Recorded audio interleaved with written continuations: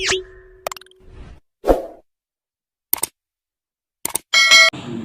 aku nggak boleh gitu?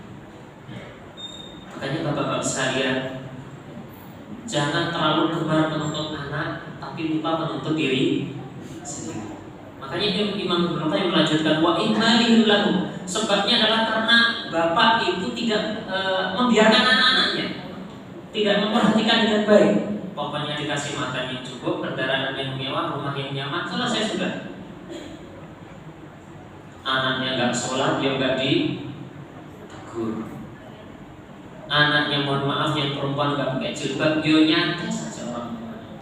Bahkan malah ada bapak ibu sekalian, ketika anaknya kemudian pakai jilbab yang panjang, kemudian pakai cadar, mempunyai tambah hati pak.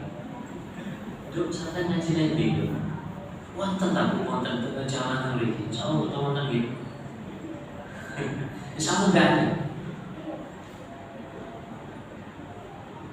Ya karena yang selama ini didapatkan teroris itu biasa seperti doa dan calon Cina, tidak hilang. Saya itu cadar, kemudian rodong-rodong, wow, pigmen tirasi lari-lari, kayak Superman tirasi, kayak ninja ya, masuk luar biasa. Itu ciri-cirinya katanya. Walaupun memang kenyataannya sebagian mereka ada yang seperti itu para jamaah. Ya ini kami sampaikan di sini bahwasanya pakaian itu bukan menjadi ciri bahwasanya dia seorang teroris. Di Amerika itu teroris itu bingung ngapret loh pak. Terus kalau di pakaian itu sebagai tolak ukur, kira-kira teroris kali bentuk teroris di Indonesia itu kalah sinten pak. Sebelum petak itu kalah sih jilbaban itu kalah sinten. Mau sing bayi wong nek teng Amerika nggih celana jebol-jebol, tatoan. Maka itu enggak bisa menjadi tolak ukur seorang itu menjadi teroris. Seorang menjadi teroris kalau enggak itu dilihat dari siapa dia belajar. Makanya kita kawal terus bapak ibu anak kita belajar. Di mana dia ngaji?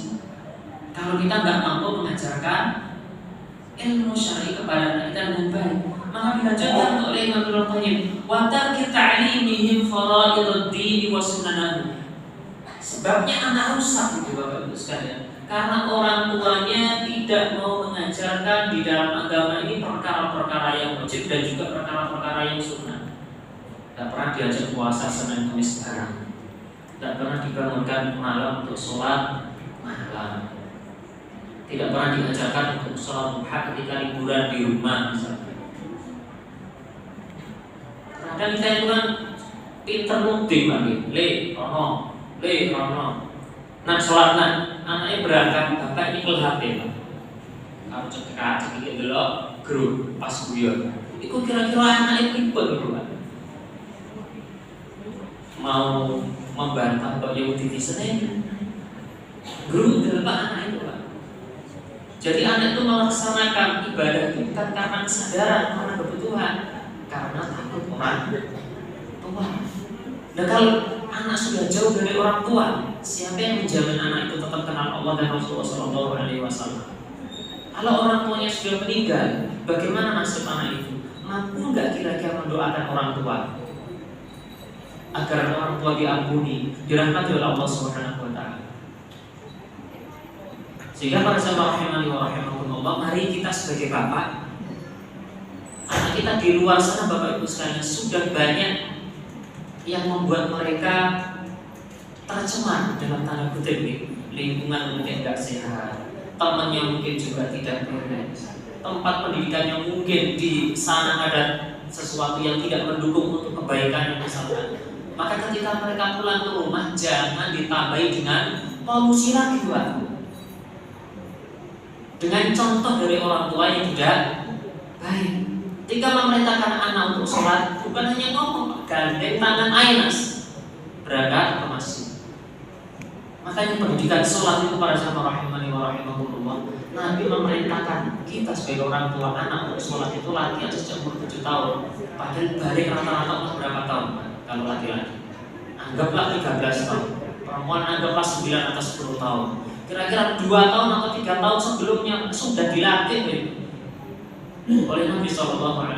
Muru auladakum bis sholati wa hum abna'u sab'in. Perintahkanlah anakmu untuk sholat ketika umurnya sudah 7 tahun. Wadribu 'alaihim wa hum abna'u 'ashrin. Dan pukullah mereka ketika meninggalkan sholat saat mereka umur 10 tahun. Nah, itu harus dipahami Pak, pukulan ini standar yang netizen dengan standar yang kita beda Pak ya. Jangan disamakan standar mereka semua ke wamplung ngecap 5 jari misalnya. Jangan Pak. Para ulama itu memberikan contoh kalau pukul anak itu pulpen itu kira-kira dipukulkan. Macam ini. Itu pukulan itu Pak. Makna pukulan yang diajarkan oleh para ulama. Jangan mentang-mentang kemudian kita satu irong kan. Wah, tadi memerintahkan anak saya ketika agak sholat itu saya pukul. Digibeng Pak. Ya mungkin itu Pak sirai Pak. Maka hati-hati dalam memahami pukulan ini. Jadi pukulan di sini bukanlah pukulan yang mengakibatkan fisiknya cacat atau terluka, tapi pukulan untuk peringatan itu kira-kira sebesar pulpen dipukulkan juga sakit Pak. Begitupun ketika kata polisinya juga seperti itu, perintah pukul itu ketika istrinya susah diatur, ya coba pakai ya sarung tangan, tuwi juga seperti itu.